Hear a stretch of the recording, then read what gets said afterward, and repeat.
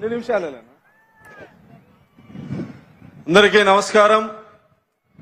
Telugu Desam, BJP, Janasena నాయకుల సంయుక్తంగా ఏర్పాటు చేసిన సూపర్ 6 సూపర్ హిట్ సభకు విచ్చేసి జయప్రదం చేసిన అనంతపురం ఉమ్మడి జిల్లా ప్రజానీకానికి, తెలుగుదేశం, బీజేపీ కార్యకర్తలందరికీ నమస్కారాలు తెలియజేస్తూ, నిన్నటి వరకు ఎర్రటి ఎండలుండేటివి ఈ రోజు మన సభ జరుగుతుంటే ప్రకృతి కూడా గౌరవ ముఖ్యమంత్రి చంద్రబాబు నాయుడు గారికి సహకరిస్తూ చల్లని గాలులు వీస్తున్నటువంటి ఈ సందర్భంలో గత 5 సంవత్సరాల రాక్షస ప్రభుత్వాన్ని కూకటి వేలతో సహా పెకిలించి గౌరవ ముఖ్యమంత్రి నారా చంద్రబాబు నాయుడు గారి నాయకత్వంలో కూటమి ప్రభుత్వాన్ని ఏర్పాటు చేసి ఏవైతే హామీలు ఇచ్చారో ఆ హామీల్ని ఒక్కొక్కటిగా నెరవేరుస్తూ వచ్చినటువంటి తరుణంలో 1 ఇయర్ కాలంలో గౌరవ ముఖ్యమంత్రి ఏవైతే ప్రతిపక్ష నేతగా హామీలు ఇచ్చారో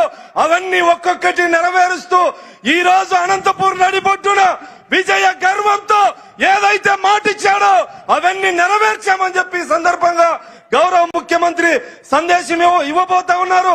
అదేవిధంగా ఉప ముఖ్యమంత్రి పవన్ కళ్యాణ్ గారు గత 5 సంవత్సరాల కాలంలో దళితులు, మైనార్టీలు, గిరిజనులు అన్ని రంగాలుగా అభివృద్ధి నోచుకోక వెనుకబడినటువంటి సందర్భాన్ని మనందరం చూశాం.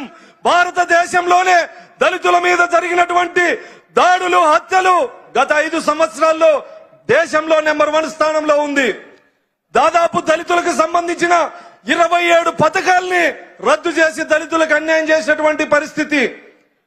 ఈ రోజు గౌరవ ముఖ్యమంత్రిగా నారా చంద్రబాబు నాయుడు గారు బాధ్యత తీసుకున్న తర్వాత అన్ని సంక్షేమ పథకాల్ని పునర్నిర్మిస్తూ చెప్పినవే కాకుండా చెప్పనివి కూడా దళితులకు, గిరిజనులకు, మైనార్టీలకు చేస్తున్నటువంటి పరిస్థితిని మనందరం చూస్తా ఉన్నాం.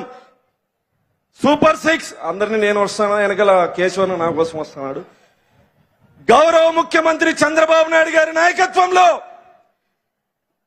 రాబోయే రోజుల్లో భావితరాల భవిష్యత్తుకు పునాదులు వేస్తూ ఒకవైపు సంక్షేమాన్ని అందిస్తూ ముందు చూపుతో ముందుకెళ్లేటువంటి దార్శనికుడి నాయకత్వాన్ని మనందరం బలపరచాల్సినటువంటి అవసరం ఉందని తెలియజేస్తూ, చంద్రబాబు నాయుడు గారి నాయకత్వం, చంద్రబాబు నాయుడు గారి నాయకత్వం, పవన్ కళ్యాణ్ గారి నాయకత్వం, యువనేత నారా లోకేష్ గారి నాయకత్వం, నరేంద్ర మోడీ గారి నాయకత్వం. జై చంద్రబాబు. థ్యాంక్ యూ రాజు గారు. రాజుకు టైం గుర్తు చేస్తే అందరికీ గుర్తు చేసినట్టే, ఇది మన నియోజకవర్గం నుంచి వచ్చినటువంటి మన కుటుంబ సభ్యులకి పలకరింపులాగానే ఉండాలి తప్ప సుదీర్ఘ ప్రసంగాలు ఉండకూడదు అనేటువంటిది చిన్న రిక్వెస్ట్. తర్వాత కందికుంట వెంకట ప్రసాద్ గారు, కదిరి శాసనసభ్యులు మాట్లాడాల్సిందిగా ఆహ్వానిస్తున్నాం.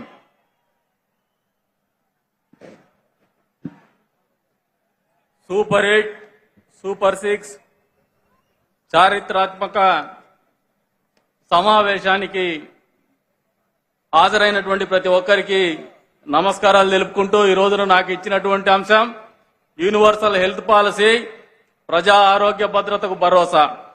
ఇటీవల కాలంలోనే కేబినెట్ లో కొత్తగా ప్రజల ఆరోగ్యాన్ని దృష్టిలో పెట్టుకొని ప్రతి ఒక్కరికి కూడా 25 లక్షల రూపాయల మేరకు ఆరోగ్య బీమా కల్పించినటువంటి నిర్ణయం పేద ప్రజల జీవితాల్లో ఒక కొత్త మంచి చేయబోతోందని చెప్పేసి ఈ సందర్భంగా తెలియజేస్తా ఉన్నాం.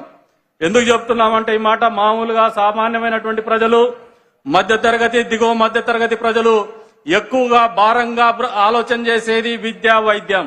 ఈ రెండు కూడా ఈ రాష్ట్రంలో పేదలకి, మధ్యతరగతికి, దిగువ మధ్యతరగతికి అందుబాటులో ఉండాలనే ఒక దృఢ సంకల్పంతోనే ముఖ్యమంత్రి గారు కావచ్చు, అధికారంలో ఉన్నటువంటి కూటమి పార్టీలు కావచ్చు ఆలోచన చేసే ఈ రోజున ఆరోగ్యాన్ని ఇబ్బంది కాకుండా, ఆర్థికంగా భారం కాకుండా ఆలోచన చేసినటువంటి ఈ కార్యక్రమం ద్వారా వచ్చే రోజుల్లో దాదాపు 3000 పైచిలకు చికిత్సలు అందజేయబోతున్నారు. 2493 నెట్వర్క్ ఆసుపత్రుల్లో ఉచితంగా చికిత్స అందించబడుతోంది. అంతేకాకుండా ఎవరైనా తీవ్రంగా అనారోగ్యానికి గురయ్యేసి ఆసుపత్రిలో చేరితే కేవలం 6 గంటల లోపే వారికి మంజూరు వస్తుంది, చికిత్స కూడా అందించబడుతుంది అనేది వాస్తవం అని చెప్పి సందర్భంగా తెలియజేస్తున్నాం. అంతేకాకుండా నిరంతరము ప్రజా జీవితంలో రాజకీయ నాయకులతో పాటు శ్రమించేటువంటి జర్నలిస్టులకు కూడా ఈ సదుపాయాన్ని అందుబాటులోకి తీసుకొచ్చినటువంటి ఈ కూటమి ప్రభుత్వం యొక్క చిత్తశుద్ధిని పాత్రికేయ మిత్రులు కూడా అర్థం చేసుకోవాలా సహృదయంతో అని చెప్పేసి కూడా ఈ సందర్భంగా తెలియజేస్తున్నాం. ఇచ్చినటువంటి హామీలు ఏవైతే సూపర్ 6 ఉన్నాయో వాటిని మించి ఇంకా ఒక అడుగు ముందుకేసి అందిస్తున్నటువంటి ఇటువంటి కార్యక్రమాలు చేస్తున్నటువంటి ఈ ప్రభుత్వం యొక్క చిత్తశుద్ధిని ప్రజలు అర్థం చేసుకోవాలని చెప్పేసి కూడా